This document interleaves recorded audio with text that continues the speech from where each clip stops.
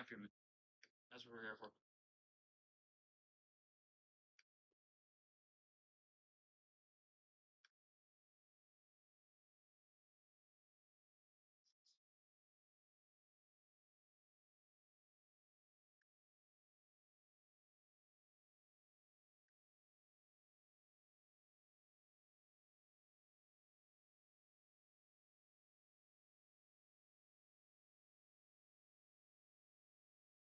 Okay, you can go.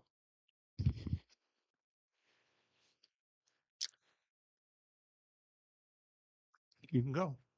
Welcome to Truth and Life Today with Congregation of Dot Ariel, Jewish believers in Jesus and teachers of spiritual warfare.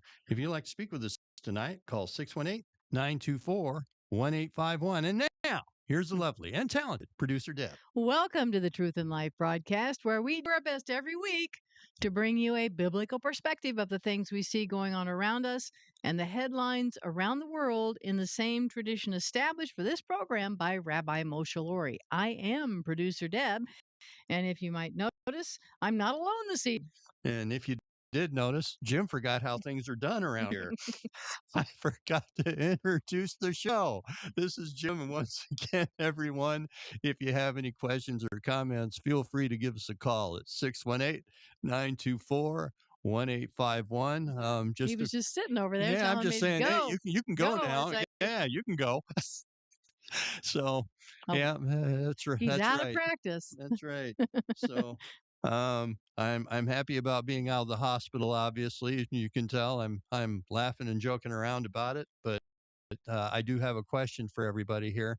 What are your demons? Yeah. Because last 3 weeks I've been reflecting on a big one that I've got that I'm gonna kick. And if you don't think God works in your life, I used to say hold my beer. Now I'm going to say hold my soda Mm. because you're going to watch some healing done for me. So Amen. um, it was a challenging, but you know I got through it, and whatever's next, I'll get through that too, and we'll rejoice in it and glorify the Lord in it. Amen. Amen. So Absolutely. I was a little. I'm quite tardy this evening. I didn't even check to see what time it is right now because I know we're a little late. But you know what a person won't do for their kitty cat. My kitty cat, Mr. Ledoux, Smudge Ledoux, he has taken to liking to have me take the hair dryer and ruffle his fur. And now don't ever come near him if I've given him a bath and try to come near him with the hair. But I'd run home. I'd given him his insulin shot. He was still kind of sleeping in the bed, and I'd gone in there to put some makeup on and get myself together for the show. And he, I guess, assumed that I was going to dry my hair again. So he's there on the floor, and I said, "Well, sir, I'm not doing that right now." It was just pitiful. Pitiful what he, oh, the moping. Oh, it's like, so I got my hair dryer out and ruffled his fur. And so yeah, and he was rolling and rolling, and it's like, well, I gotta go, Kitty. And so, yeah, that was part of my being a bit late. I was accommodating my little fur child that who was, he's perpetually 2 or 3 years old, so he's never ever going to not, you know, get his way, right? He's he's going to be spoiled. He's 13 going on 14. He'll be 14 years old this coming April. So he acts like he's 32 sometimes, yeah, he's a but he's a mess. he's a pitiful boy. But anyway, that's what we're that's what we were doing. Couple things I wanted to other little things to pass along. A friend of mine, uh, she's a lovely person, but she had texted me and another person saying, "I forgot to ask if you wanted Girl Scout cookies." And my first thought was, the last time I had Girl Scout cookies, they were such a disappointment. One of my favorites is like the Thin Mints, Mm-hmm. but I think that was like one of the last ones I bought, and it's like it was a mere shadow of what it used to be. Yep. A Thin Mint, used to be at the little cookie wafer, a little thin layer of some sort of white mint whatever you want to call it. I don't exactly call it frosting. It was a filling, Yeah. and then the chocolate over it.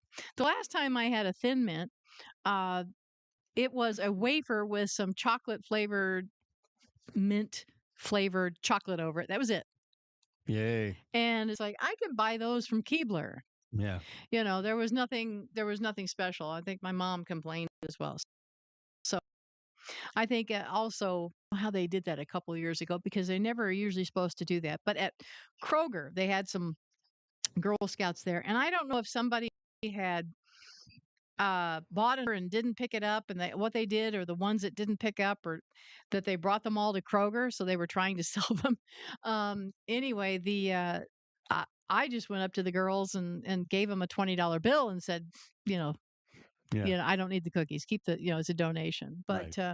But the Lord leads on this. I asked my friend, I texted her back. I said, "Is it still the Girl Scouts that the Girl Scouts being the Girl Scouts, or do they accept trans?" Yeah. And she goes, "I don't know. I'll ask." So she texted. I mean, we were texting back and forth. She said, "Yeah, they do." Yeah. And she goes, "None of them around here. We have all girls around here, but yeah, the organization does." And I said, "Well, I'm sorry, but I'm old." Yeah. And I said, and I know it will make me seem like a bigot or homophobe or transphobe, but believe that girls should have those activities. Boys, they're boys, and the trans people need health. Yep. And I'm just not going to support an organization. I said, I knew that the Boy Scouts started accepting girls, which didn't make me happy. Right. And now I find out that yes, they have acquiesced. Basically, they have set women's rights back a couple thousand years, They right? have. Because now the only thing that matters, and it's mostly men who claim to be women, only their feelings matter. Right. Women, you're back of the bus. Your feelings don't matter. You should, and you're bigots or homophobes or transphobes or whatever you are, for even, questioning whether or not they can be in your locker rooms, in your clubs. I mean, I remember the video not long ago of a woman. She's a lesbian, a black woman, was mad about this guy that was hanging out in one of the locker rooms that she was working out in the place. I can't remember what the Mm-hmm. place was, Yeah. but she called him out. Yeah. I'm a black lesbian woman. I don't want a guy in there. And he barely, like, he didn't even have his hair fixed or anything like a woman. I think he maybe tried to put some lipstick on. That was it. He still had a guy's haircut and was wearing sweats Yeah. and hanging out. And the club backed up him. Right. So it's like, so my question is, like, why are you women continuing to support these places? Right. And I can't support the Girl Scouts. I Right. can't buy cookies Right. because I'm just not going to do that. I'm not, nothing against the girls. But ladies, you're going to have to make a decision here. You're going to have to speak up for yourselves. I'm not even talking in terms of, I mean, of course, it goes against my religious beliefs, but Yeah. just in the fact of being a woman, you guys are cowering and acquiescing to men who claim to be women. Right. And their feelings and what they want is taking priority over you. So I just wanted to pass that along. Even in MMA fighting, even in boxing. Mhm. I mean, what you're saying, it's setting women's rights back 2,000 years. Mhm. How much more true is it than, a caveman hitting a woman over the head and dragging her by the hair to his cave, Right. as opposed to the Olympics the last time, where you have this trans boxer beating the living crap out of a woman in the ring and it being sanctioned by the Olympic Committee. Right. And so I'm just not, it's like, my friend was like, no problem, but I'm not going to support organizations. Oh, well, it's kids. No, I don't care. I don't care if it's kids. You people out there, you parents, you women, you're going to have to stand up against this. Right. Now, there are women out there that are in sports that, oh, well, they go ahead and they're supporting the trans community. Oh, but they've already got their medals. Mm-hmm. They've already competed. Right. They're doing nothing for the next generation of girls coming up. Mhm. They've turned their backs on him. So anyway, I just wanted to pass that along. Another thing I did was listening to Flashpoint. I guess Hank Kuhneman has a book out. I didn't actually I didn't get the title of it, but I guess he's written a book about maybe like I said, I'd have to look up to see what the title is, but I'll get it. he's offering a book talking about prophesying and I guess the how to's and the things to watch out for in the prophetic. Now, Rabbi, who, the Lord revealed things to him all of the time. And I know it's a very dangerous world to get into. I think about John Paul Jones, I believe was his name, and then of course Kim Clement and various others that have been in the prophecy movement and have been attacked. Well, even Jim Baker. The Lord would show him things. Well, his health was attacked. Kim Clement's dead. John Paul Jackson, he's dead. Breaking open the fountain of your deep. I guess that's it. I don't remember. I just know that he said that he was Okay. It says founding of your deep is the name of it. Well, it does say breaking open of the fountain of your deep. The fountain of your deep has got bigger lettering. But yeah, that's the so he's and he operates Hank operates in the prophetic.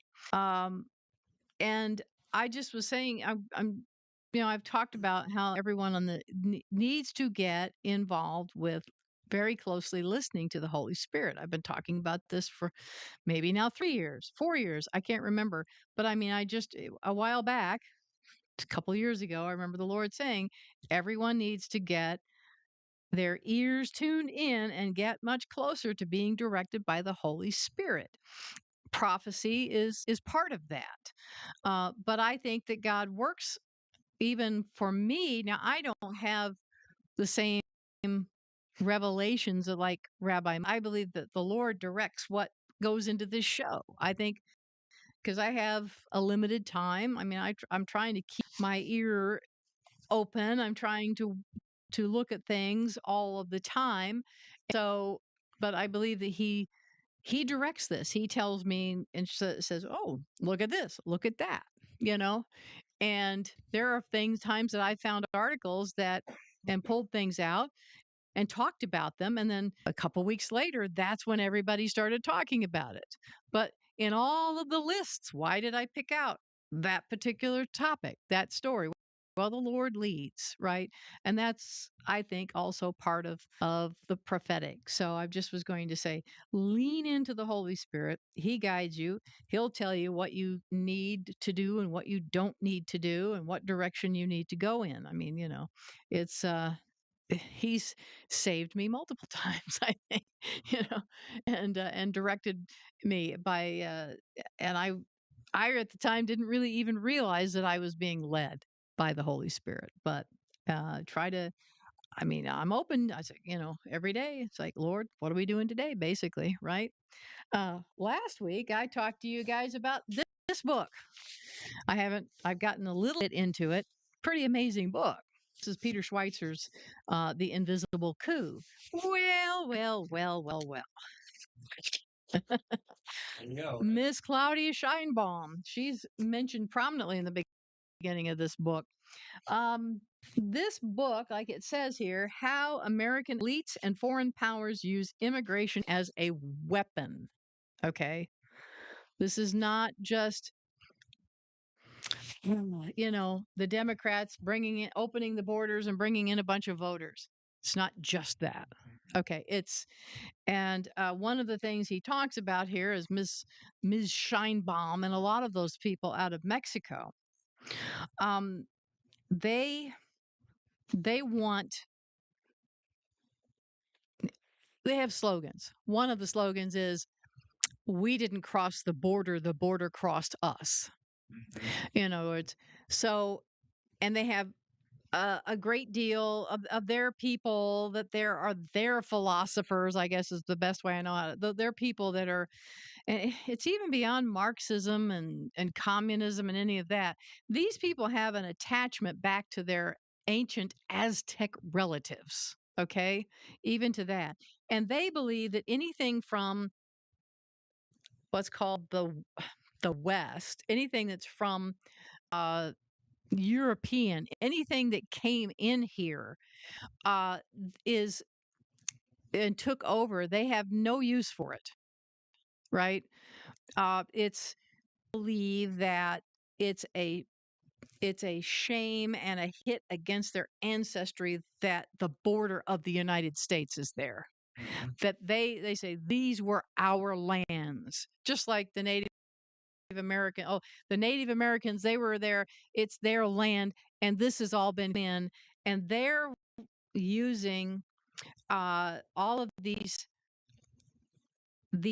things. In other words, they want people to come across the border from Mexico and they want them to gain citizenship, whatever way, and they want them to vote, but they don't ever want them to assimilate into America. Right. Keep Mexico in their heart and blood because we aren't gonna take it back. This agreement that was signed back in the 1800s after the war, we're going to take this back. We may not physically get the border changed, but we're going to change your country. And we're going to do it from the inside out, and we're going to change it psychologically. This is another way. We've talked about the Muslim Brotherhood going to come over here, get into politics, establish Sharia law. And I'm glad that Flashpoint they've been emphasizing this. And what are they going to do? They're not going to hit buildings with planes anymore. They're going to come in and they're going to change it from within. This is the same concept with the Mexico. Then we have the people that are the elites that want to do away with this nation and its constitution and rewrite it in their image. So all of these different attacks. This nation is a Christian was established on the Christian ethic, and Satan is using every way in the world to try to take this country down. You think it's backfiring on them? I don't. I mean, I don't. This is the problem. This is why we've got to get aware. We have to get involved in elections. We have to watch and what's going on around us. This is what Rabbi was talking about because you've got so many people in there that are willing to acquiesce to this to get their campaigns, and they're going to go ahead like, oh, yes, we're going to do you know how many consulates the Mexico has in this country? Oh, probably quite a few. Normal nations have maybe 5 or 9, 50. Yeah. And what they're doing is subversion. Now, that's what this story is about here. Okay. That there, because it says here, Mexico's Claudia Sheinbaum responds to Peter Schweizer's invisible coup, denies consulates are trying to sway elections. Oh, she's lying. Oh, I mean, they have what's gone on in these meetings. Oh, they couch it in nice language and fuzzy language. But it says here that she's denying the reported in the #1 New York Times bestselling investigative journalistic and Breitbart News senior contributor Peter Schweizer's latest book, The Invisible Coup: How American Elites and Foreign Powers Use Immigration as a Weapon, that details how Mexico uses its consulates to sway the United States elections. Okay? During a press conference on Thursday, Scheinbaum refused to name Schweizer, calling him a person who wrote a book. Kind of like Ilhan Omar. Oh, somebody did something, right? This is, oh, somebody who wrote a book, right? And denied that Mexico uses its consulates through the United States to sway American elections in their favor. Yesterday, the Secretariat of Foreign Affairs issued a statement. It involves a person who wrote a book claiming that through our consulates, we are engaging in politics for or within the United States. This is absolutely false, she says. Consulates have a role determined by international laws. International laws, huh? In our country. She's quoting international laws. And what our consulates essentially do is provide protection and assistance to Mexicans in the United States. That is their job. It is fundamental, and that is the way they are dedicated to do it. We categorically deny that they are doing anything related to U.S. politics. We are very respectful. If we demand intervention from other countries, we obviously comply with that constitutional principle ourselves. She's lying. Because in here, he talked about what they talked about in these consulate meetings.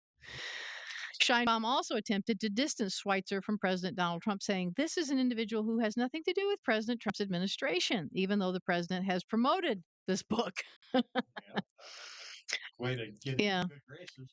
It says here, with more than 50 consulates in the United States today, one nation has 50 consulates.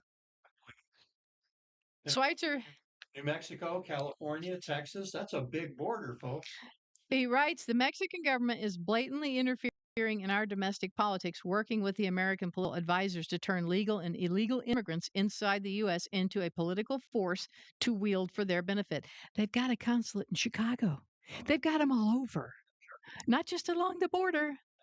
They've got them everywhere. More blatantly, Schweitzer notes former Mexican president Andres Manuel Lopez Obrador. His name is, they call him AMLO. Toured American cities in February 2017 with the purpose of rallying Mexican immigrants in the U.S. against President Donald Trump's border policies, which crippled drug cartel profits through strict immigration enforcement. That's what I was thinking. You know, through these consulates, if you have one in every city, you can run drugs through there. You can launder money through them. I mean, there's a lot you can do through a consulate. AMLO and his attempt to bend Trump's border policies went as far as to suggest turning Mexico's consulates into migrant defense offices. Schweitzer writes, an unprecedented level of lobbying by a neighboring nation's leader against a sitting American president. AMLO was not simply aiding Mexican or migrants in their legal battles in the United States. He was calling for and working toward an electoral change inside the U.S. Drug dealer that gets arrested in the city of Chicago, for instance, because we're near there, and he can call the consulate and possibly declare immunity because he's an illegal alien.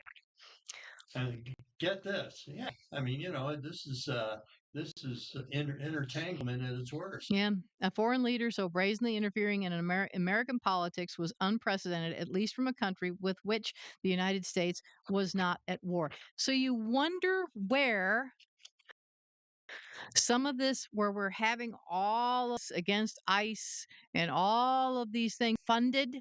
You see that they're all of their billboards and posters and things match and they're professionally done.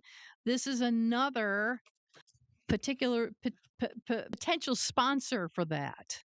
These things are not, like I said, we got the Muslim Brotherhood in Qatar funding the things on the college campuses. We've got possibly this going on. So I bring these things out because it's for prayer consideration.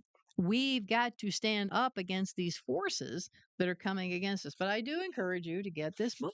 If you, I get no money off of this, but if President Trump is saying we should read it, everybody needs to read this book. It's only hardback right now, and it's kind of expensive, but it's got some amazing information in it. I asked you why you think there's going to be why it's going to blow back on them. And the reason is, okay, so I'm in the hospital, got a lot of time on my hands. Right? So I'm flipping channels and I'm watching stuff that I usually don't watch. So I stop on CNN. You know how every channel's got their nerdy guy, you know, that's, the percentage of people this and the percentage of people that. Oh, that guy. They keep playing him on Fox if it's the same guy. This was talking about the percentage of Hispanics who are legal citizens of this country. 65% are Trump supporters. Right. And I was like, and I said, they have come to this country to get away from something. And now they don't want to change. It's exactly what she was talking about in the book. And I mean, the Tren de Aragua, you know, all of this stuff.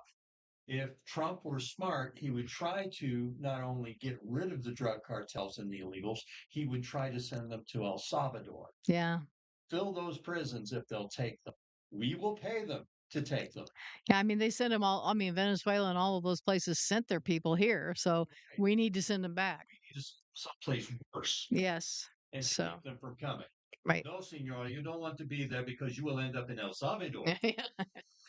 That's part of it, but this is explains when you read it. It's like, oh, this is why we have such unrest and upheaval. This is another sponsor of that. That's right. This is another um because they do have these Marxist communist tactics. Okay. Like I said, Mexico is a little bit more complicated, but it's still that same thing.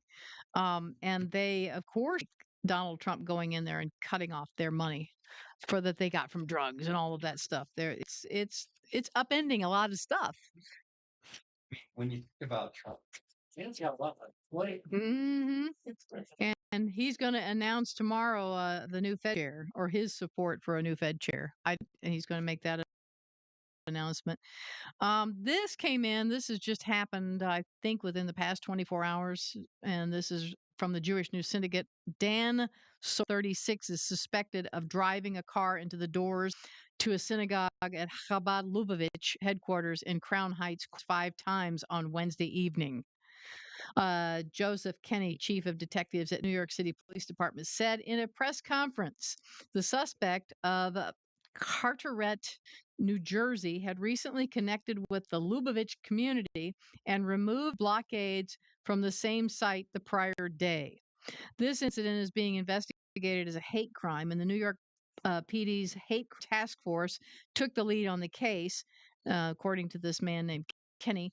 We are collaborating with our state and federal partners. He added that Sohail has been charged with attempted assault 1 and 2 as a hate crime, reckless endangerment 2 as a hate crime, criminal mischief 2 and 3 as a hate crime, and aggravated harassment at a hate crime. The suspect claimed he lost control of the car because he was wearing clunky boots. The chief detective said, "It's a hate crime based on his attack of the synagogue," Kenny said, noting that the suspect knew it was the synagogue. Ophir Kunis, Israeli consul general in New York, stated that this is the new reality in New York for Jews. We are seeing one anti Semitic attack followed by the next on houses of worship, targeting Jews simply because they are Jewish, he stated. The attacks are only intensifying in New York, and response requires more than a statement. We warned that changing the definition of anti Semitism and lifting the ban on boycott initiatives against Israel could lead to an increase in attacks, and regrettably, that is what happened. And who did that? Zoran Mamdani. Yep. Mayor of New York axed all of his predecessors' recent executive orders, indulging those designed to protect Jews in the city within hours of taking over the control of City Hall. Mamdani, who said he would have the Israeli prime minister arrested in New York, has also said that he is interested in divesting the city with the largest Jewish population outside the Jewish state from Israel bonds. This attack is part of a growing wave of anti Semitic incidents driven by an organized, long running campaign to dehumanize Jews and delegitimize the existence of the Jewish state, Akunis stated.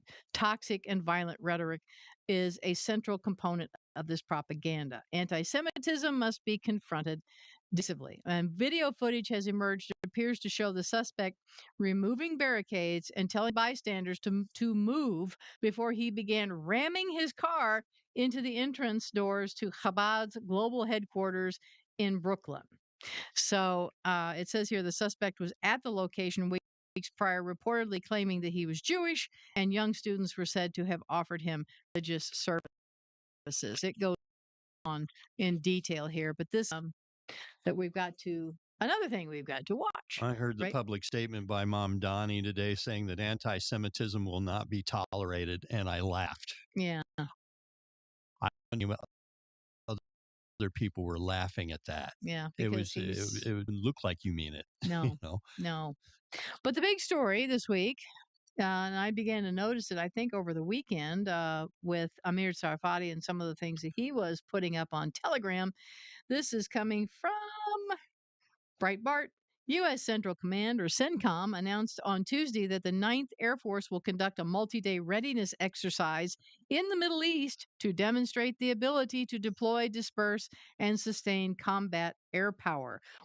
Place they could soon be called upon to dare power in Iran. So they're showing off.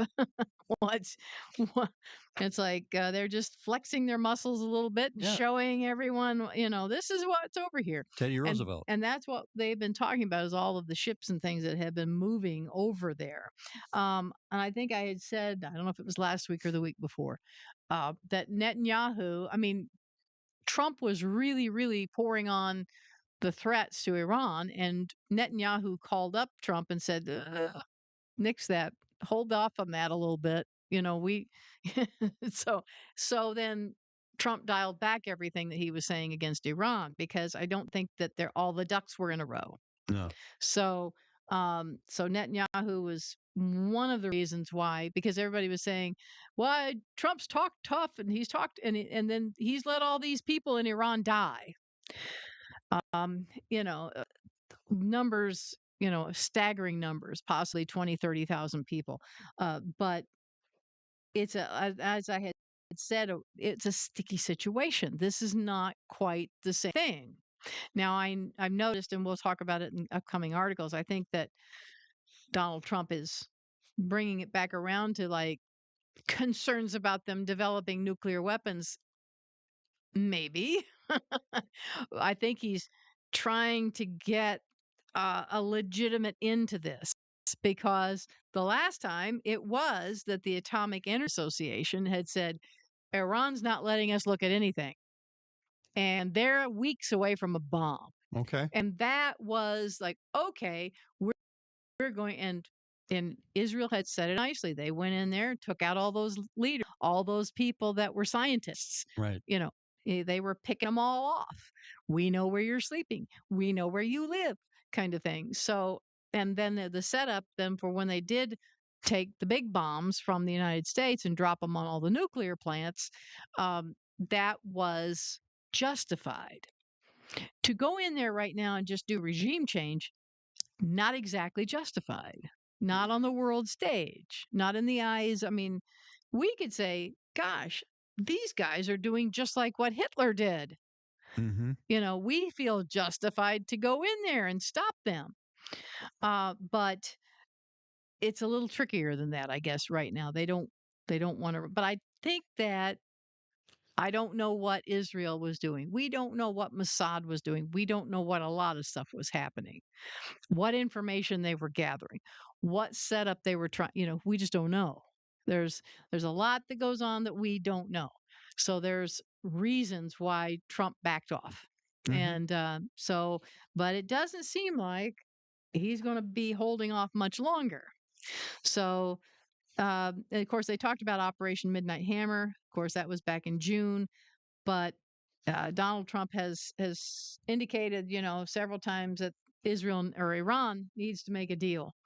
And then they said today that Prime Minister Netanyahu has they were at the time they printed this, they were holding a security consultation in Jerusalem with top advisors and defense officials on a classified topic. The office, one of the attendees tells the Times of Israel. They wouldn't tell him what. Well, I'm sure it's all about this. Mm-hmm. According to Channel 12, the discussion is focusing on Iran and the possibility of a U.S. strike. Israeli officials do not believe that a limited strike will bring down the regime and that U.S. President Donald Trump shares their assessment, according to the outlet. Therefore, they assess that Trump will focus a potential attack on physical assets, especially the nuclear and missile programs. Even in the case of a limited strike, the channel reports Israel believes that there will be a significant Iranian attack on Israel, to which Jerusalem will respond in force. Israel has also identified massive pressure from Saudi Arabia, Turkey, Qatar, and Oman on the White House to allow them to mediate between Washington and Tehran to find a diplomatic solution. A directive from Trump on a potential strike on Iran is expected in the coming days once all of the U.S. military assets heading to the region are in place. Yeah, Saudi Arabia, particularly, like I think I talked about that last week, they don't want uh, they like a weakened Iran, but they don't want the Iranian regime taken out because if you do and you set up a lovely democratic Iran eventually, then that makes them look bad. Yeah. Because they're doing the same dictatory things to their population that Iran's doing, not as much, but the same thing. And it's happened. Yeah. It happened to Egypt. Mm-hmm. So, and then once Egypt got flipped for a little while until the Muslim Brotherhood took over, then a lot of other Islamic countries were saying, "Hey." This is also from I-24 News. U.S. President Donald Trump is weighing a range of military options against Iran, including targeted strikes on the regime figures and security forces as Washington considers how to reduce Tehran's violent crackdown on nationwide protests. Reuters reported Tuesday, according to the two U.S. officials familiar with the discussions, Trump has explored limited attacks aimed at figures and institutions blamed for suppressing demonstrators, with the goal of emboldening Iranians to resume protests and challenge the Islamic regime's or the Islamic power. The officials said that the administration could create conditions for internal pressure on the regime. More expansive military options have also been discussed, including strikes designed to have a longer term strategic impact that could target Iran's ballistic missile capabilities, some of which can reach allies in the Middle East or key components of its nuclear program. However, the sources emphasize that no final decision has been made and that Trump has not yet committed to military action. Israeli and Arab officials briefed on the discussions expressed skepticism that the power alone could achieve regime change in Iran. A senior Israeli official told Reuters that while strikes could grade Iran's military capabilities, they are unlikely by themselves to bring down the Islamic. Meanwhile, Tehran escalation. A senior Iranian official said that Iran is preparing for the possibility of military confrontation while continuing to pursue diplomatic channels. The official claimed Washington has shown little interest in diplomacy at this stage. According to regional sources, Khomeini has limited public appearances and relocated to secure sites. I'm sure he's not sleeping in the same place twice. Oh, no. While greater operational authority has shifted to figures linked to the Islamic Revolutionary Guard Corps, including senior advisor Ali Larijani. Separately, I-24 News Hebrew channel reported that the U.S. military is struggling to develop a clear operational plan capable of triggering the Iran's ruling system. American sources cited by the network said Trump favors a swift, high-impact operation similar to last June's B-2 bomber strike on Iran's Fordo nuclear facility, following the failure of talks aimed at limiting Tehran's nuclear and missile programs. Arab officials and West diplomats briefed on the deliberations warned that military action could backfire. They expressed concern that strikes might further destabilize Iran's protest movement, which has already been severely weakened by the deadliest repression since the 1979 Islamic Revolution, rather than galvanize public resistance against the regime. For now, U.S. officials say Trump continues to review his options as tensions with Tehran escalate and uncertainty grows over the next phase of the standoff. The thing that they were saying was that Tehran, I don't know what you want to call them, the regime. That's about the only thing. I mean, I don't know. It's Khomeini. Who else? I don't know who all his buddies are in there. But anyway, they have hired. Dead. Yeah. They have hired mercenaries to come in. Yeah. Okay. Yeah. Because the regular, and I understand, like in China, they have a huge military. They have most of the population of China in the military because they are guaranteed food. Right. So their population to try to take over China, I mean, most of their people are in their military. Right. Because they're starving. They have nothing else. They don't make any money. There are a few elites in China making money. But the vast majority, the only way they're guaranteed food is to become part of the military. But I don't know about the IRGC. Right. I don't know how much of Iran is involved with that. And I know that they said that the IRCG was told to fire on all of these people, these regular civilians, and a lot of them weren't because it's their families. Right. It's their own people. Yep. So that's why the mercenaries were hired, because they came in and they started blowing people away. Right. So, and you can bet where they're coming from. They're probably out of tea. part of Erdogan's army. Yeah, and I don't remember where they said they were hiring him from. I mean, it could be more than that, but you can bet you can bet a lot of them are Turkish. I'm not saying they're the only ones Yeah, I because don't remember. they There because was they somebody that identified where they were coming from, but I don't remember. It because was they'll change from one group to the next in a heartbeat depending on how much money they're going to be paid. right. So So it says here the IDF intelligence chief, Major General Shlomi Binder, and Mossad director David Barnea both recently visited the U.S. to present a 1-2 punch for advice about how to handle Iran. Barnea landed in the U.S. on January 16th and met with U.S. Special Envoy to the Middle East, Steve Witkoff, and held other critical national security meetings. That's according to the Jerusalem Post. And it says that his visit came almost immediately after the critical call between Prime Minister Benjamin Netanyahu and U.S. President Donald Trump on January 14th, in which, according to foreign sources, Netanyahu urged Trump to delay attacking Iran until more American forces were deployed in the region, both for offensive operations and for defending Israel. So, yeah, I that was the backup on that he did indeed tell Donald Trump to please hold off on that. And then, of course, the Times of Israel has reporting that Iranian officials issued stark warnings Wednesday against any U.S. strike on the country, with a top advisor to Iran's supreme leader threatening that Tehran would attack Israel in any such event with an unprecedented retaliation, including at the heart of Tel Aviv. Well, I kind of laughed at this because I said, well, they changed their tune because originally they said they were going to attack Jerusalem. And guess what? Every Muslim country called on to Iran and said, if you strike Jerusalem, you're going to hit the Al-Aqsa Mosque and the Temple Mount, right? They call it, I can't remember what they call it. Anyway, the Golden Dome and the Al-Aqsa Mosque and all of that. They have a different name for that up there. And they said, you are not going to hit Jerusalem.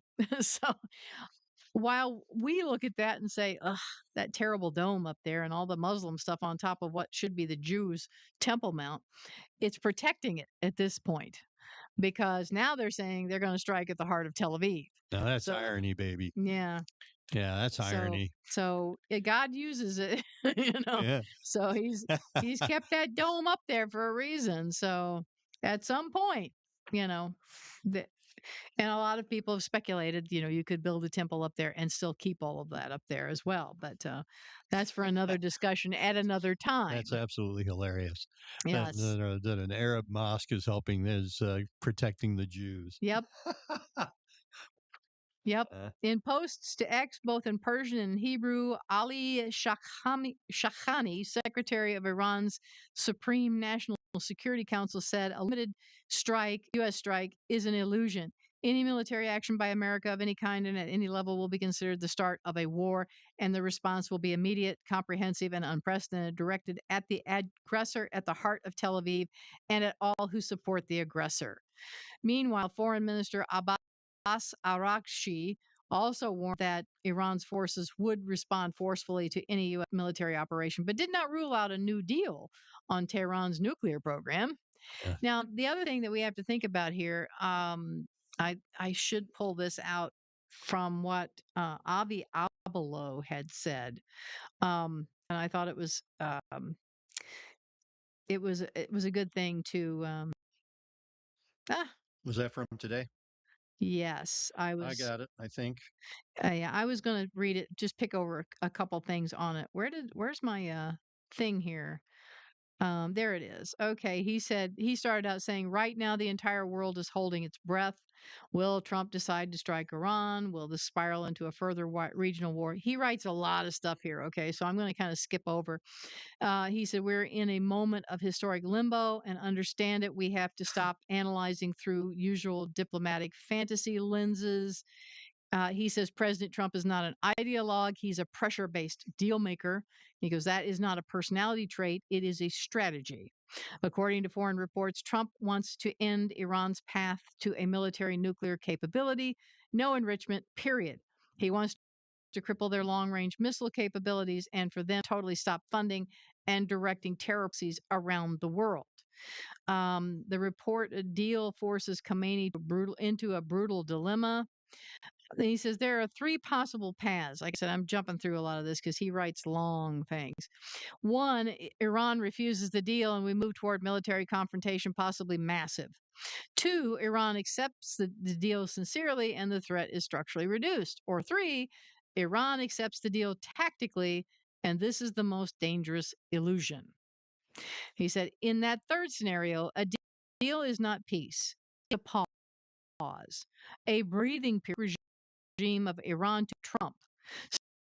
Stop the breakout of war and instead decide wait a few years for a post-Trump global leadership environment, one they consider softer and more constrained, less willing to use force. They want to wait out Trump. Yeah. And they're willing to say. So he says, from that perspective, agreeing to Trump's deal is not surrender; it is camouflage. Yep. This is why the world feels like it's standing on a knife's edge. If war erupts, it may not stay confined. Iran could activate proxies against Israel, sleeper cells in the U.S. It could try to expand and the globe with major powers and unpredictable. But if there is a deal, the danger doesn't automatically disappear. It shifts. The question becomes, is the threat dismantled or just delayed? We still don't know which paths we are on: war, real rollback, or temporary illusion. But one remain clear in our minds: we're not facing ordinary political competitors. A Shia jihad Muslim regime whose leadership frames history as ongoing civilizational struggle to take over the whole world in the name of Allah, where compromise can be tactical and time can be weaponized. They have waited 1400 plus years. Pushing off their plan a few years is not the biggest deal. Right. So, anyway, he writes on there, but I thought that was an interesting thing because yes, they can they can say anything, they can do anything, they can bluster. Yes, sure, we'll sign a peace thing with you. We'll dismantle, yeah, and then they just are Right. buying time. Oh, Yep. and so it goes Wait on for a here. Democrat the next election, and they can wipe the slate clean again. hmm It says here that they're saying hopefully the Iran will come to the table. It says here, meanwhile, Germany's leader Merz predicted the Islamic Republic's days are numbered. He suggested it could be a matter of weeks until the Iranian government was no longer in charge of the country. A regime that can only hold on to power through sheer violence and terror against its own populations, its days are numbered, he said at a press conference.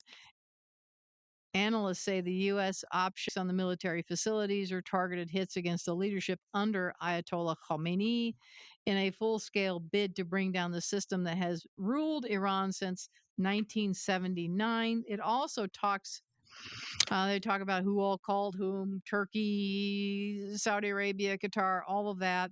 And it says here, in an updated toll, the U.S. based human rights activists news agency said it had confirmed that 6,221 people had been killed, including 5,856 protesters, 100 minors, 214 members of the security forces, and 49 bystanders. But the group added it is still investigating another 17,091 possible fatalities. At least 42,324 people have been arrested, it said.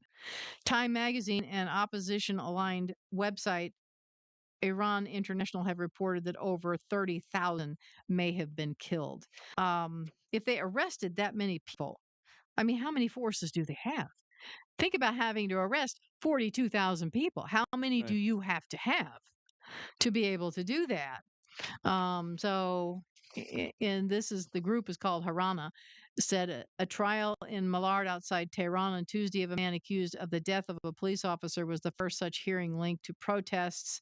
I saw pictures where they had hangings. They had public hangings. That's what they do to try to scare everybody and deter them. So also saw videos that people protests. So they're still, and large groups of people are still protesting. So President Donald Trump warned when a massive armada led by the aircraft carrier USS Abraham Lincoln is moving toward Iran and that the regime's time is running out.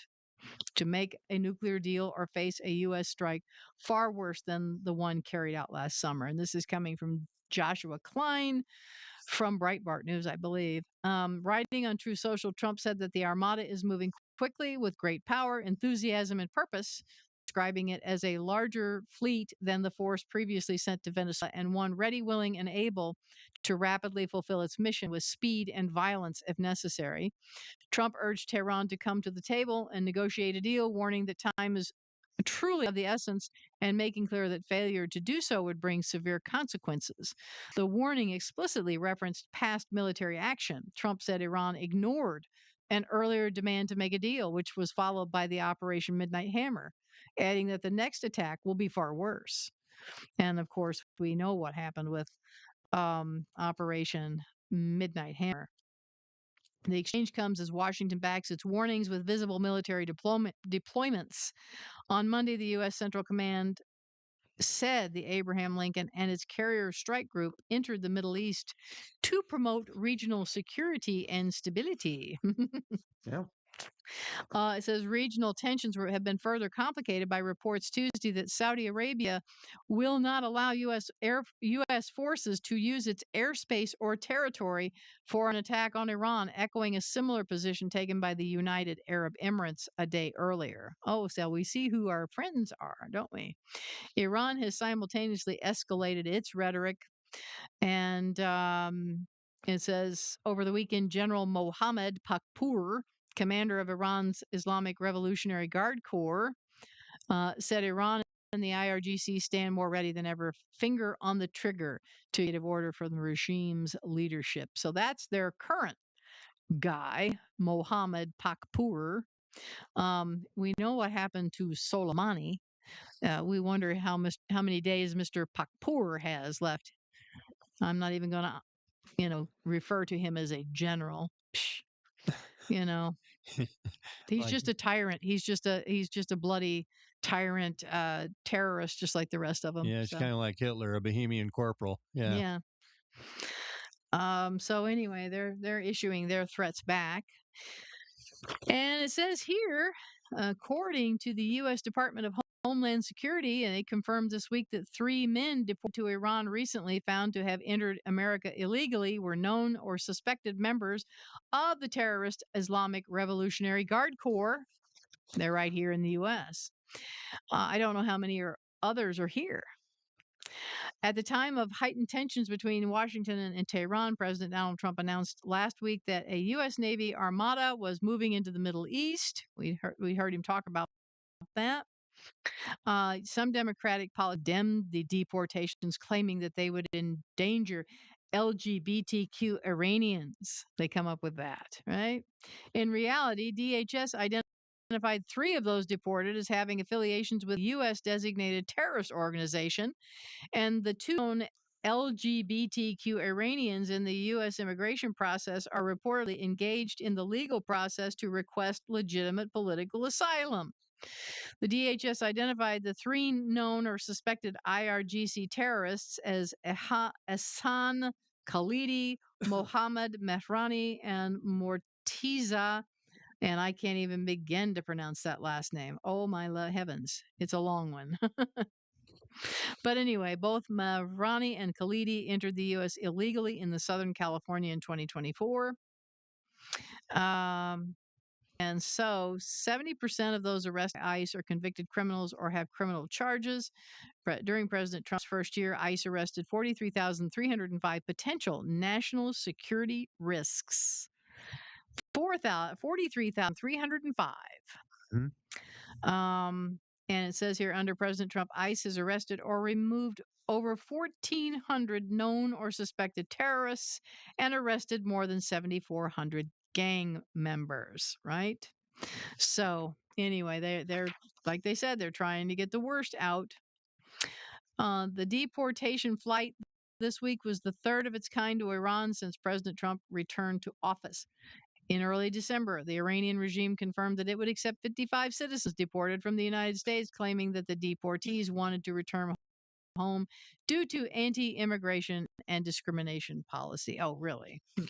So anyway, but they're working on that. Meanwhile, Mr. Erdogan Over in Turkey, this is Turkey's National Intelligence Organization, MIT, using its Turkish acronym, and local counterterrorism police launched coordinated raids in 5 provinces this week, arresting 6 individuals suspected for spying for Iran. So even Mr. Erdogan is not happy. The espionage ring was allegedly targeting Incirlik Air Base, a critical facility used by both Turkish and American forces. According to Turkish media reports, the alleged spies were coordinating their efforts with Iran's Islamic Corps, a designated terrorist organization. Is reportedly an Iranian national named Ashkan are Turkish citizens.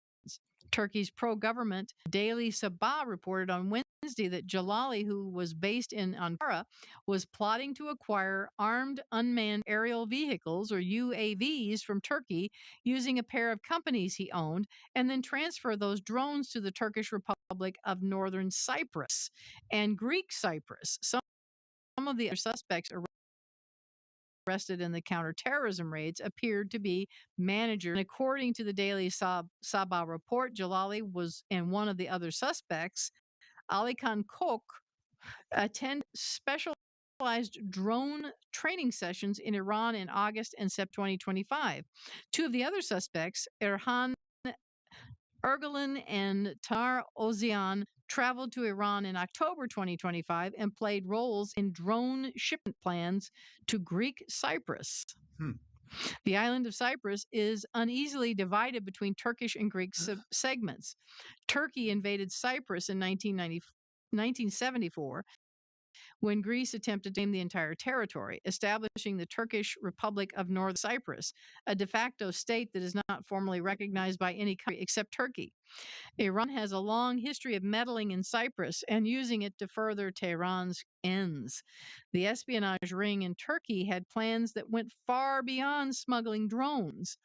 Daily Sabah reported that some of the proceeds from the commercial drone sales were diverted to finance the espionage activities of the cell. In addition to conduct surveillance on Incirlik, the group may have also been planning to attack Iranian dissidents living abroad. The espionage cell was allegedly supervised by 2 IRGC operatives, Najif Rostami and Mahdi Yecham Deghan, codenamed Haji and Doctor, respectively. The Iranian embassy in Ankara did not immediately comment on the arrests or the allegations. So I imagine they did not. Getting close to reading here Amir's newsletter. I got a hold of his newsletter this week, but I was going to read one quicker.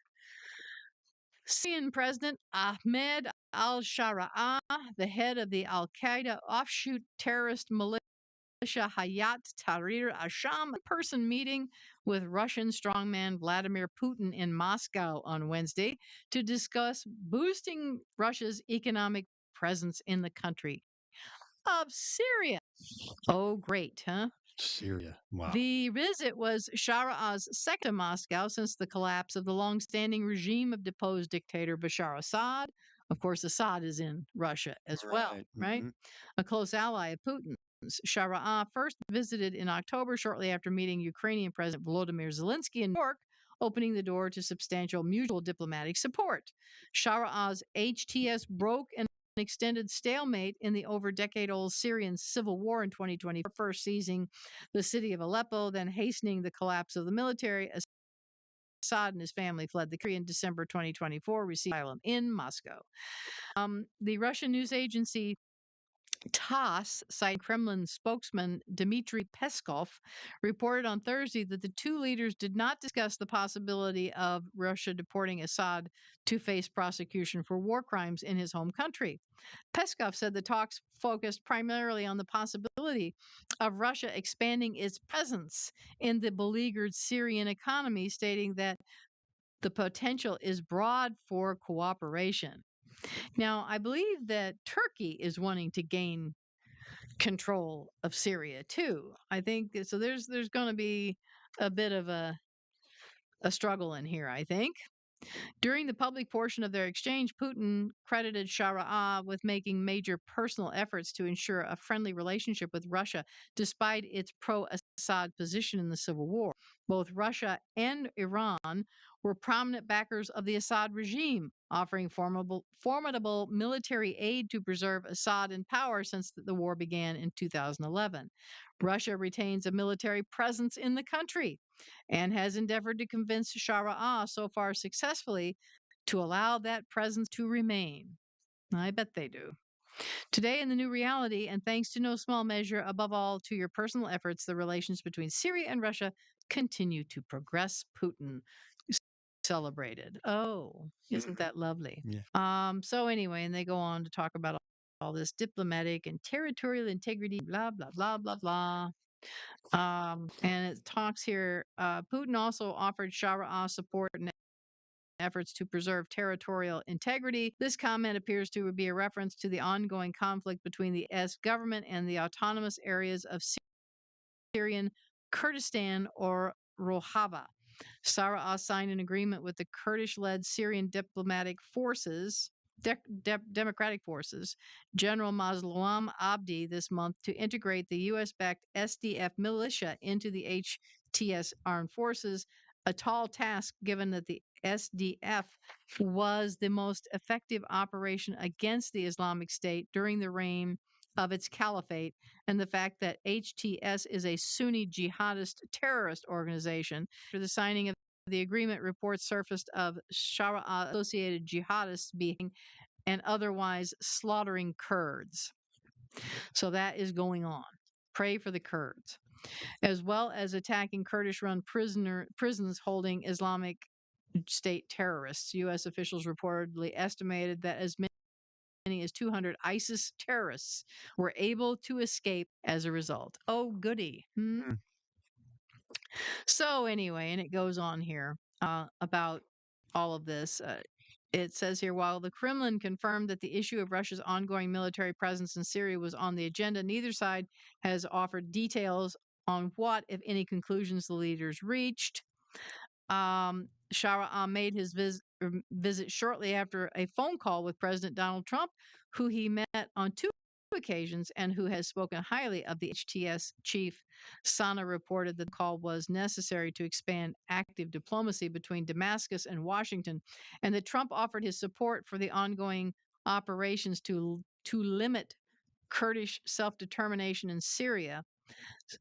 Sana celebrated that Trump celebrated the takeover of the SDF as a pivotal step toward ending the conflict. I'm not so sure that Trump is doing the right thing in Syria. I don't think he is. I just don't. I don't think he's doing the right thing with Putin either. No. I mean, I like Bill O'Reilly's opinion of Putin being the most dangerous man in the world. And when he says that, he means that Putin likes killing people. Mm-hmm. He enjoys it, and I don't doubt that one bit. Right. I mean, based on that, on his history and his background, I mean, it's. I think Trump should be taking a harder line with Putin. Right. I guess I'll do these two little stories here before we go into Amir's newsletter and find out what Amir has to say. I like to get a little idea of what's going on over there by somebody who's over there, right? Right. Although he is traveling the world, but he's somebody in the know over there. And this is from the Jewish News Syndicate. Senior official, he says, "We did not discuss disarmament for a single moment." Senior Hamas official Musa Abu Marzouk told Al Jazeera on Wednesday that the terrorist organization never agreed to disarmament as part of U.S. President Donald Trump's ceasefire for the Gaza Strip. Not for a single moment did we talk about surrender the weapons or any formula about destroying, surrendering, or disarmament, Abu Marzouk claimed in an interview with the Qatari state broadcaster. According to him, Hamas gunmen have already moved to restore order across parts of the strip from which the Israeli military has withdrawn. Yes, they're reestablishing themselves. Everybody thinks, oh, Hamas is almost gone. Nope, they're there and they're reestablishing control.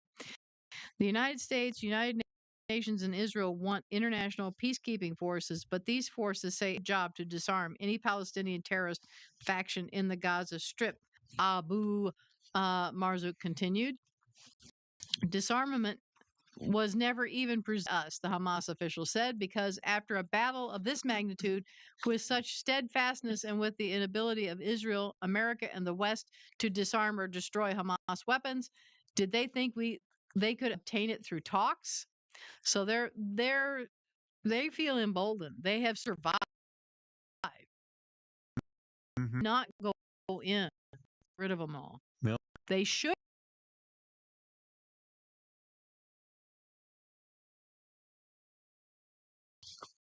There was a point there where they should basically taken the whole thing. Well, it's not just that. I mean, the Israelis show kindness to the Palestinians. Why do they take them food, water, and medicine? Why do they set up hospitals for them?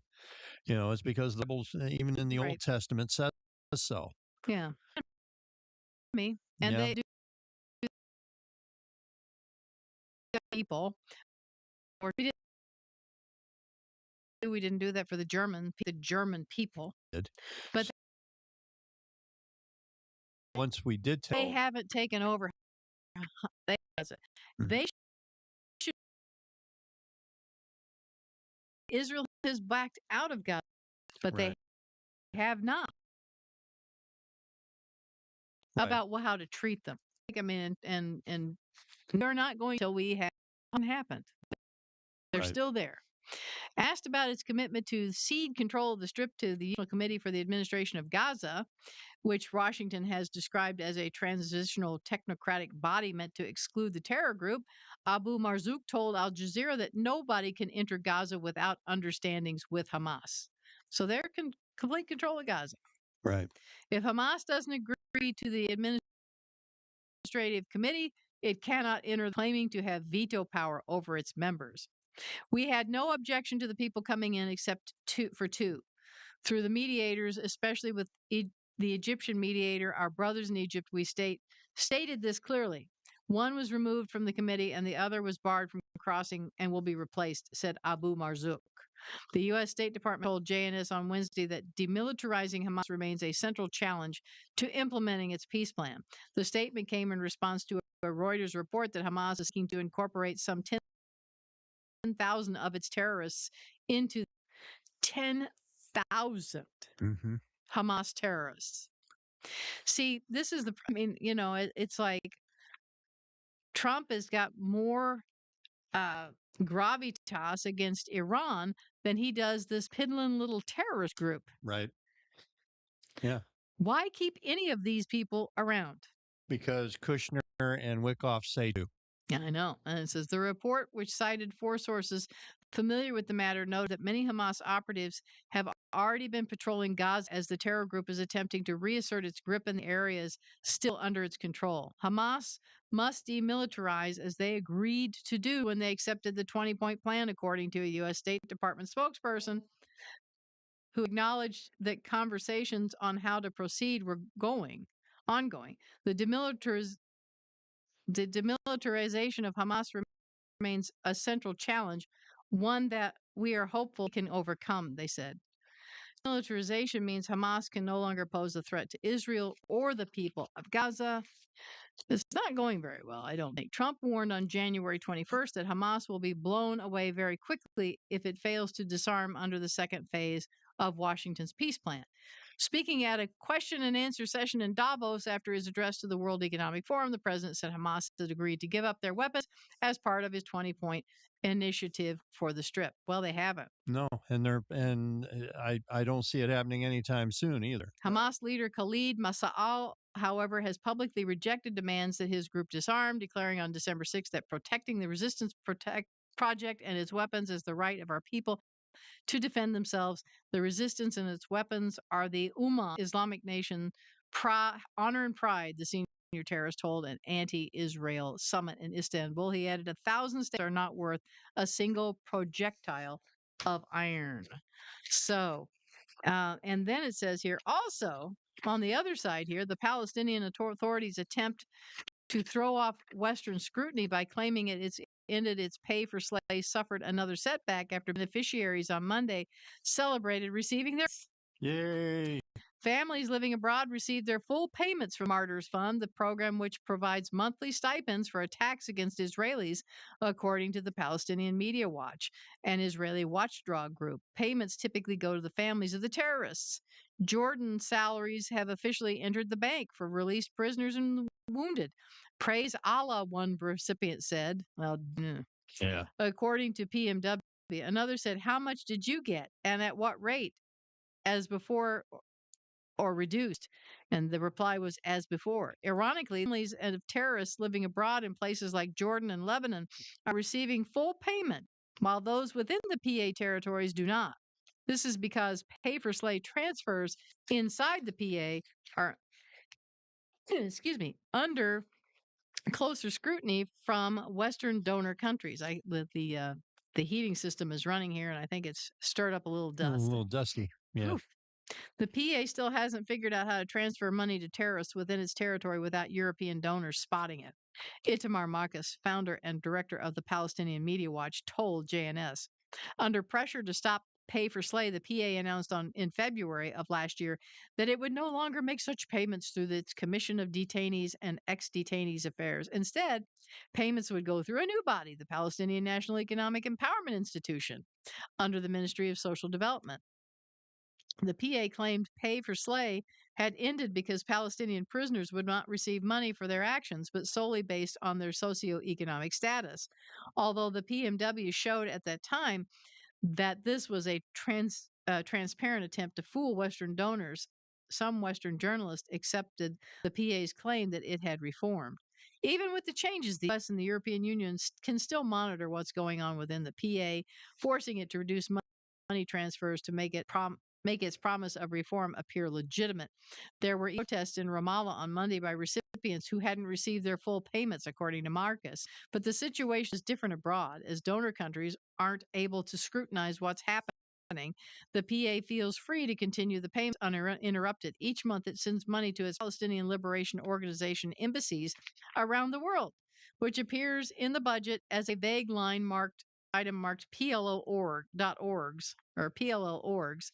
That money is then transferred to local Commission of Detainees offices in places like Jordan, which continue to function despite the PA's reform, and where there are large numbers of former terrorist families, said Marcus. In 2025, the PA sent abroad to PLO offices transfer expenses, this category under which terrorists are paid, totaling about $86 million. Wow. This averages to $7 million a month. Mm-hmm. In 2017, the last year it provided detailed budget statistics. The PA said it paid terrorist stipends to 13,500 families living abroad, and that comes to about $6 million. Where are they getting this money? Iran.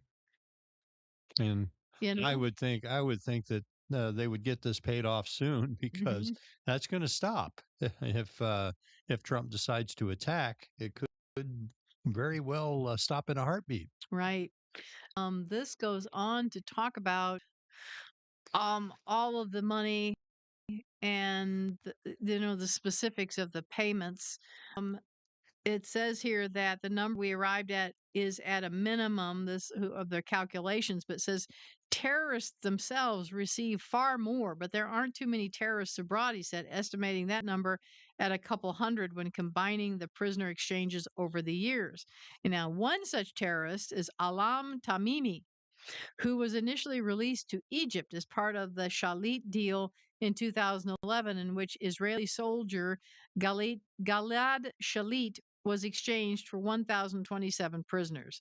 Tamimi now lives in Jordan, and she received $2,000 on Monday. Wow. Tamimi helped plan and engineer the Sbarro pizzeria bombing in Jerusalem on August 9, 2001, which killed 16 people, including 3 Americans. Arnold and Framit Roth, whose daughter Malka, 15, was one of the American citizens killed in the attack, has been working for years to get Tamimi extradited to the United States from Jordan to face justice. In 2013, the United States charged Tamimi with participating in the attack. She is at the top of the FBI's most wanted terrorist list. The United States Department Rewards for Justice program has offered up to $5 million for information leading to her arrest. Although Tamimi identifies with the rival Hamas organization, she still receives a PA stipend. And so, according to the PA law, every single terrorist, no matter their affiliation, whether it's Hamas or Islamic Jihad, who is arrested, in their words, by the occupation or for resisting the occupation, receives a salary. Huh. So Israel's foreign ministry expressed its outrage in a post on Wednesday. This is pay for slay. The PA is still paying $2,000 a month to Alam Tamimi, the terrorist who orchestrated the Sabaro bombing in 2001. And it says here, a video attached to the post shows Tamimi beaming as she learned from an Israeli interviewer that she had a lowballed number of children killed in the attack, that it was 8, not 3, as she had thought. So she's celebrating the fact that she actually killed more. So anyway, Marcus said that he'd shared the information with Israel's foreign ministry and the United States State Department, which has shown intense interest in the PA's Pay for Slay program. He expects the United States will alert the PA that it is aware of the continuing payments abroad and will pressure it to stop them making them. I don't know, I mean, pressure how? They're doing it. Right. I mean, either you got to take them out or, Right. I mean, they're so talking about it. Whoa, we're going to threaten and we're going to do that. I mean, you're going to have to back it up because there's only one thing that Muslims understand, and that is force. right. So talking about it ain't going to help. Yeah. This is Amir Sarvati's newsletter. And he said, Pastor Barry and I shot a Mideast and Beyond update. We were only rooms apart in the same hotel. When we did our update yesterday, we were back to being halfway across the world from each other. But thanks to the miracles of modern technology, we came together to present some very compelling information centered not just on the news, but on how so much of it relates to Bible prophecy. That's what we try to do for you here this every week, He reminds everyone that after 843 heartbreaking days, the October 7th hostage crisis is over. Ron Gavili has been laid to rest in Israel. He was the last body that was being held hostage by Hamas. The IDF received information that led them to a cemetery. One by one, they exhumed and examined hundreds of bodies, searching for the remains of our nation's beloved son. Then the call rang out. Ran had been found, or Ron, I think is how it's spelled RAM. Battle hardened soldiers broke into tears while others danced and sang in a bittersweet chorus. After he was brought home, Prime Minister Benjamin Netanyahu stated, if we had not believed, we would not have found. But we believed and found. And so, all of us in Israel we're united in the joy of Ron coming home. However, we are still a divided nation when it comes to how to deal with the phenomenon of hostage taking. Our adversaries know it's our soft belly because we are committed to doing everything possible to ensure that we leave no person behind. Time and again, terrorists have used this crime as an attempt to bring us to our knees, and we have always capitulated through making concessions and releasing great numbers of prisoners. These released prisoners immediately began plotting against us once again, only this time with the badge of honor of being ex-prisoners. There are those who say we must continue our policy of dealing with terrorists for the return of hostages because the gain of bringing our people home is worth any pain it may cost. Others say that dealing with terrorists must end because they rightly understand that it only encourages further hostage taking. They do that in Russia. The former position speaks to the heart, while the latter speaks to the mind. What position is ultimately best? I'm afraid I don't have a good answer. Now that Ran is home, Netanyahu is determined to ensure Hamas lives up to the truce agreement. The terrorists in Gaza must disarm and the whole region must be demilitarized.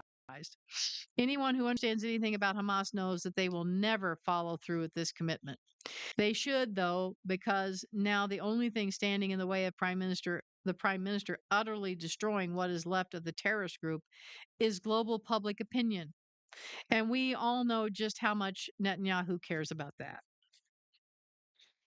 And then he says, he's talking about the U.S., Israel, and Iran. He said, there is still a huge volume of bodies coming to Tehran. The estimates of protesters slaughtered by the Iranian government range from 30,000 to 80,000. Many were shot in the streets. Others were killed in hospitals. And still more were unofficially executed in jails and prisons. They had the people injured in hospitals, and these I don't know if it was the IRGC or whoever, they were going into the hospitals and shooting these people in the head. Yeah. Yeah. And we're on ice, and everybody's throwing a fit about ice in this country. And then they also they tried to, I don't know if they shot or they just attacked doctors who were trying to help save people. Oh, they were killing them at the operating tables. Yeah. Yeah. By far, this is the largest slaughter of a civilian population by its government in this century. But the leftist marchers around the world seem either to be or just too busy protesting against Israel and ICE to worry about tens of thousands of dead Iranians who were risking their lives for their rights. Islam is off limits when it comes to criticism. Muslims can be victims, but you better not call them perpetrators. Right. President Donald Trump has said that help is on the way for the protesters. This has led to both bluster and action from the United States, Israel, and Iran. U.S. Senator Lindsey Graham assured the Iranian citizens Trump is a man of his word. He has your back. Iran responded, if our country is cornered, it will respond in a way it never has before. Knowing that the Ayatollah's threats were directed at Israel as well as America, Prime Minister Benjamin Netanyahu promised any attempt by Iran to harm us will be met with a decisive response. It will be a big mistake, a very big mistake, one mistake too many. Other nations have joined the verbal fray, some like Germany warning Iran, while others like warning the U.S. I do know that they have set up. I don't know. They've got a plan to because Israel has tourists there, Mm-hmm. and they've got planes lined up and everything ready to evacuate any tourists there in Israel in case something does break out here. As words fly from one continent to the other, so do American arms. There's been a massive build of U.S. power in the Middle East. Headed by the aircraft carrier Abraham Lincoln, the sea and air power in the region is enough to level Iran many times over. Reports are that Trump will institute a naval blockade of the Islamic regime by Friday. I'd heard that. Mm-hmm. In response, Iran has deployed their air defense systems in 3 key areas. They have readied their thousands strong arsenal of short range Fatah 110 missiles and mid range Qadar missiles. In addition, they have readied swarms of suicide drones along with coastal and cruise missiles. These assets can be used with deadly consequences against many U.S. bases in the surrounding nations and waters. President Trump has said that he is ready to make a deal with Iran, the implication being that this will take place only if the Ayatollahs play by his rules. These rules are simple. First, abandon the military nuclear program. 2, reduce dramatically the ballistic missile production capabilities. And 3, completely halt the terror financing of proxy militias. This is likely a deal that the Ayatollahs cannot and will not accept. In fact, late breaking reports state that the regime has already rejected any stipulation that demands they stop their military nuclear program. With what will Trump's next move be? Your guess is as good as mine. Reports are that the Iranian regime is at its most vulnerable since the overthrow of the Shah in 1979. For those followers of biblical prophecy who worry about what a regime change might mean for God's plan, particularly with regards to the coming Ezekiel 38 war, let me set your minds at ease. Ultimately, it means absolutely nothing. Ezekiel 38:5 makes it clear that Iran or Persia will be part of the axis of nations that sweeps down to attack Israel with an overwhelming force. Who is leading Iran and what their ideology might be has no effect on the truth of this prophecy. When the moment comes in God's timeline for the Ezekiel war to take place, the leader in Tehran, he an Ayatollah, a Shah, a president, or any other title, will ensure that his military is aligned with Russia, Turkey, and all others against the nation of Israel. By the way, if you want to read about what this coming war might look like, you can pre order my upcoming novel, The Next War, which is coming out in May. So, and that's true. Nothing nothing changes in prophecy. Are we going to see an overthrow and see a great diplomatic country arise? I don't know, because Bible prophecy says they're going to come against Israel. Right. Turkey eyes a Jerusalem conquest. It says here, speaking of the Ezekiel war coalition, the pieces just seem to keep falling into place. At one time, the Ottoman Empire led the caliphate, of which Jerusalem was a part. But then the Ottoman Empire ended in the 20th century, and with it, any hold Turkey had on the holy city.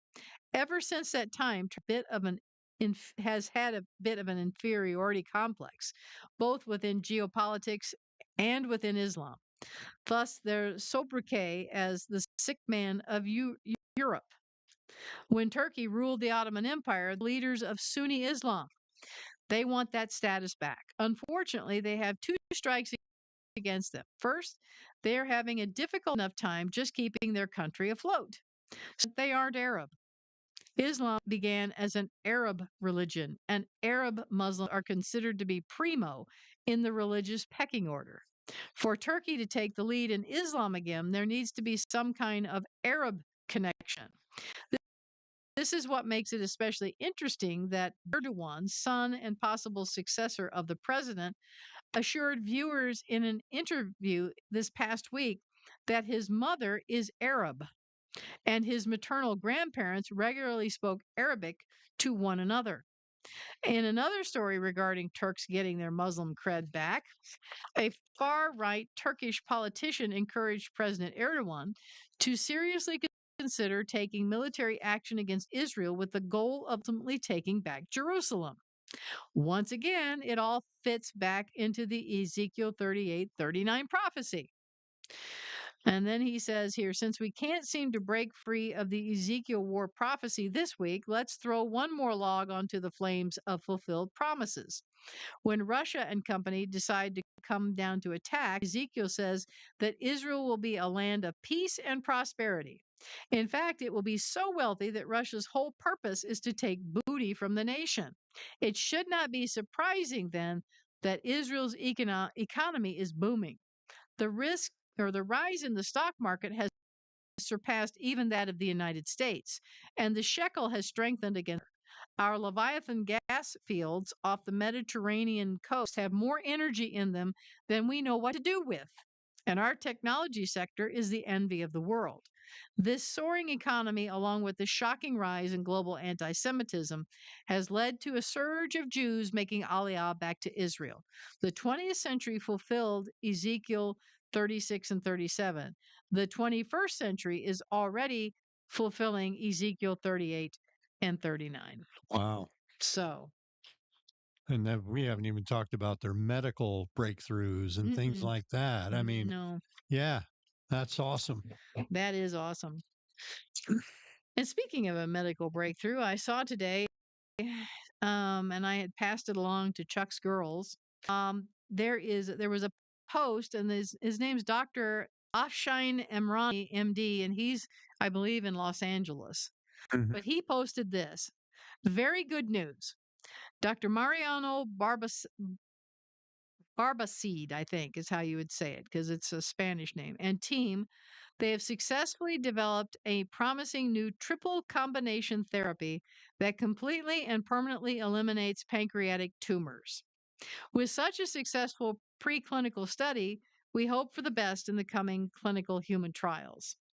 For the breakthrough we've been waiting for, history is being made at the Spanish National Cancer Research Center.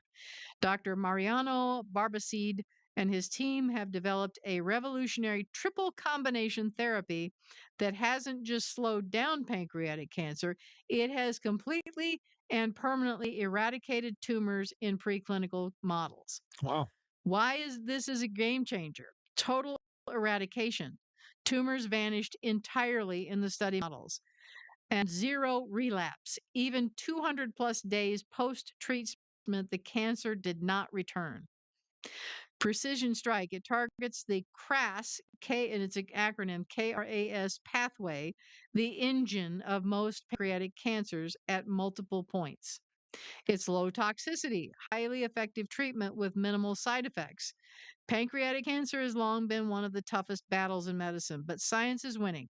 We are sending all our support to the team as they move toward human clinical trials. This is what hope looks like. Wow. So Maybe they can do that with other cancers as well. maybe, but that's been a tough one to tackle is the pancreatic Yeah. cancer. I mean, if you can nail pancreatic, you have a chance to nail it all. Yep. So Yep. awesome. So that's we'll keep an eye on it. Um oh, I did have this one. It's February after all. Yep. And February 12th, of course, is Abraham Lincoln's birthday. So they have an article here in the most recent Levitt letter called Abraham Lincoln, Our First Zionist President. Abraham Lincoln, whose birthday is February 12th, was the first U.S. president to have a significant impact on the American Jewish community. Lincoln had many Jewish friends, chief among them Abraham Jones, who was all a Whig, the Whig party they had at Sure. that time. And Jack And Benny was part of the Whig Party. He said so. and then a Republican politician from Illinois. Jonas was instrumental in staging the Lincoln Douglas debates and in recommending Lincoln as a possible presidential candidate in the election of 1860. Of course, the Lincoln Douglas debates, there's a big connection with my great Uncle Charles, and up in Salem, Illinois, and all of that Hmm. with all of that going on. Lincoln won the election with only 40% of the popular vote, but the majority of the electoral college. Afterward, Jonas heard from his Southern relatives about a possible plot to assassinate the president elect on his inaugural journey to Washington. Yep. As a result, Jonas convinced Lincoln to travel incognito. The extensive Lincoln Jonas correspondence is part of the Lincoln Papers in the Library of Congress. There were around 200,000 Jews living in America during the Civil War. The best known connection between Lincoln and the Jewish community was probably his revocation of General Ulysses S. Grant, infamous General Order Number 11. That directive was called the most sweeping anti Jewish regulation in American history. On December 17th, 1862, Grant issued this decree: Jews, as a class violating every regulation of trade established by the Treasury Department and also department orders, are hereby expelled from the department, states of Tennessee, Kentucky, and Mississippi within 24 hours of receipt of this order. Southern Jews who had lived in those states for decades were forced to pack up quickly and leave their homes. Many former Union soldiers and people loyal to the Union cause were evicted. Letters of protest, petitions, and resolutions demanding the revocation of the order began pouring into Washington. Caesar Caskell, a Jew from Paducah, Kentucky, personally intervened with Lincoln, and the command was repealing the order. Lincoln wrote, "To condemn a class is, to say the least, to wrong the good with the bad. I do not like to hear a class or nationality condemned on account of a few sinners." The second historical milestone in American Jewish history during the Civil War was the appointment of the first Jewish chaplain to the United States Army. Prior to 1862, only clergymen of the Christian denomination, Protestants, could be appointed as Army chaplains. The fight to extend the chaplaincy to rabbis was long and bitter. It was initiated by Ohio Representative Clement L. Vallandigham. He appealed to the House of Representatives to change the wording of the chaplaincy regulation from Christian denomination to member of a religious society. It took a year of intense lobbying and often rancorous debate, including openly anti Semitic articles in the press. But on July 17, 1862, the new chaplaincy law finally came into effect. In 1863, at the height of the Civil War, Henry Wentworth Monk, a Canadian Christian Zionist, visited Lincoln. Monk protested the fact that Jews, unlike blacks, had yet to be emancipated. There can be no permanent peace in the world until the civilized nations atone for their 2,000 years of persecution of Jews by restoring them to their national home in Palestine, noted Monk. Although never known for his religious piety, Lincoln readily agreed. Restoring the Jews to their national home in Palestine is a noble dream. Once the war was over, America would be able to lead the world in the dream. 2 years later, at the end of the war, Lincoln was assassinated. Some 30 years before Theodor Herzl began promoting Zionism, an American president had become a Zionist. According to Mary Todd Lincoln, the president's widow, Lincoln stated on the last day of his life, "How should I like to visit Jerusalem someday?" Hmm. So I thought that was Very interesting. cool. And so Very a little bit of, you know, history, not exactly archaeology history, but a little bit of history. Yep. And I do have my archaeological article here. And that's it. I'm down to the last of my articles. All right. What do you think? It says here a gang of 4 antiquities robbers were caught red handed on Sunday afternoon while digging inside an ancient Roman period burial cave near Hattin on the edge of the Arbel Valley, the Israel Antiquities Authority announced on Monday. The suspects caused severe damage to the site, which is located in the protected antiquities area. The suspects were apprehended in a joint operation by the Israel Antiquities Authority Robbery Prevention Unit and the police. After being taken to Tiberias for questioning, I've been to Tiberias, the suspects claimed that they had come to the area to porcupines and pick mushrooms, but eventually admitted to using digging tools inside the burial cave. The Hattin area is recognized as an archaeological complex of historical importance, says Nir Distelfeld, supervisor of the Antiquity Authority's Robbery Prevention Unit in the north. Any damage to an antiquity site is a direct damage to our ability to study the past and pass it on to the future generations. Burial caves and ancient sites are one-time sources of knowledge. It is heartbreaking to see the destruction done for the sake of money. The Hattin area is historically significant. To the east, during the Roman and Byzantine periods, was the Talmudic town of Hittia, a large Jewish settlement in the 3rd century Common Era. Hittia is mentioned in Talmudic sources as the residence of Rabbi Yaakov Ish and Reish Lakish. Archaeological evidence suggests that its residents were mainly engaged in wheat cultivation. To the west of Hattin lay settlement Al Ma'ater, whose ancient name remains unknown. Pottery and artifacts from the Hellenistic, Roman, and Byzantine periods had been documented in previous surveys of the area, including studies led by Professor Uzi Liebner of Hebrew University. The Hattin area is known from sources and research as a place where Jewish life has existed for generations, said Minister of Heritage Rabbi Amichai Eliyahu. When such sites are damaged, and even more so maliciously, our right to preserve the material evidence of the existence of the Jewish heritage here is violated. This is an attack on memory, identity, and the ability to pass on the story of the place to future generations. The suspects were released on their own recognizance at the conclusion of the investigation. I think they should throw them in jail and charge them lots of money. Yep. But anyway, what was I going to say? Before I forget it, I had texted or sent a message via messenger to Bonnie and to Paul and Elaine to make sure I had their addresses right. And I'm trying to see if they have answered. Ah, I did get a correction. So I see that they have answered. So good. I just wanted to make sure. And I think that I think Paul told me that that is indeed the right address to send to him. It's tax time, folks, and I got to get those letters out. So, but I just wanted to make sure I had the right addresses. And so I'm glad that I asked and I see that I have been answered. Yay. All right. So, anything else you want to add to anything right now? I got a hold of our IT guy, Chad, Mhm. and we are going to be taking care of things tomorrow night so that we can be back on Rumble. So I go into the hospital and things just go to heck in a handbasket. But Yeah, I think I got one show on, and then the next week is when I started having trouble.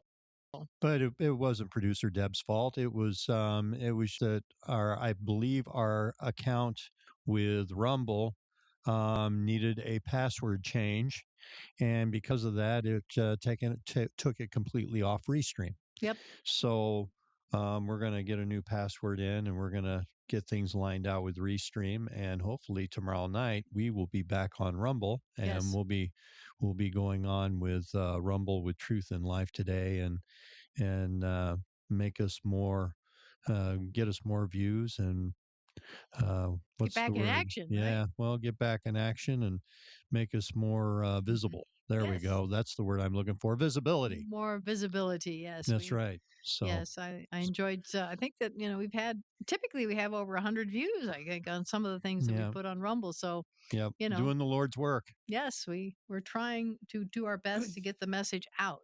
We are trying to continue Rabbi's legacy and trying to continue to do what the Lord said. Keep staying the course, and That's that's right. what we're doing is staying the course and keeping things coming your way as best we can.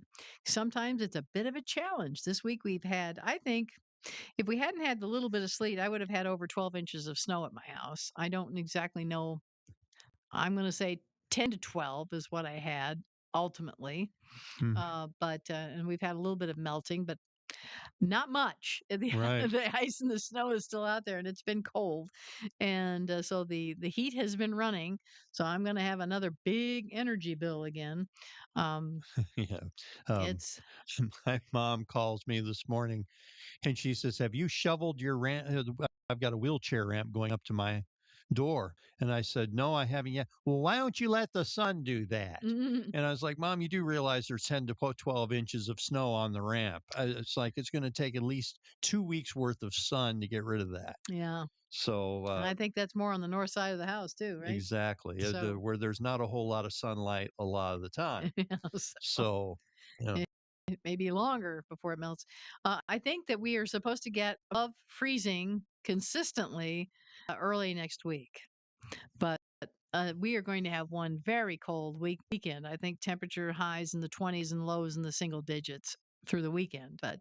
And I got good news tonight. My they've moved up my appointment to come check the batteries for my solar. So maybe maybe sometime soon I will actually get flipped over to solar to help out with my power bills.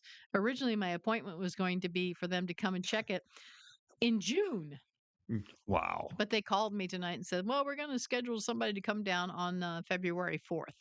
So so I said, "Well, that's a lot different than June." Yeah, you yeah, know? that'd be a good birthday present for Right. you, wouldn't it? So, but we'll see. So, hopefully. Yeah, I told her that. I said, "Man, right before my birthday." So, anyway, yes, next week, hopefully we'll be here that they like I said, I think we'll get out of the extreme we'll probably still have a little bit of snow around, but yeah, Yeah, you should see it piled up out here. We're parked up against it where they've shoved it around. yeah. But But it's better than it was. In past years, it was piled up around front of our door. right in front of the door, you couldn't even open the door. So, It was a mess. but But they did the right thing this time. they did. They did. In fact, it was shoveled out there. That's It right. was nice. So, and a little bit of salt was sprinkled too. So, Yeah, very Larry nice. did that the Oh, other day. Larry Yeah, did? Okay. yeah. Mhm. So, he shoveling?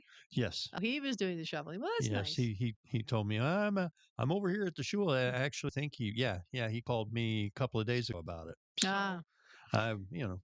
I'm in the hospital. I'm not doing anything. So hey Larry, you can call me whenever you want. Yeah. You know. So, well, we'll be back tomorrow evening for Shabbat, and can't believe it. It's the last Shabbat of January. We're running headlong into February, and that's the other thing I've got to accomplish. I've got to go take a driver's test and get my driver's license renewed. Oh boy! So pray for me on that as well. But many little things to do right now. So Yep. and so hopefully that we will by tomorrow evening. Larry will be bringing us a message, and we will be enjoying that. And then next week we will be back here. So if you want to keep the program coming your way, Jim will tell you how. If you'd like to make a donation, you can send it through the mail to Truth in Life Today, 1301 Enterprise Way, Suite 63, Marion, Illinois, 62959. That's Truth in Life Today, 1301 Enterprise Way, Suite 63, Marion, Illinois, 62959. In your envelope, you can stick a little note in your envelope. Just stick a little note and tell us how you'd like your donation to be used. And honestly, I am surprised I remembered that little speech. So we're getting back in the swing of things here for a little while. So, like I said, join us tomorrow evening. And until we come your way again, same time, same place, 7 p.m. Central Time on Thursday evening.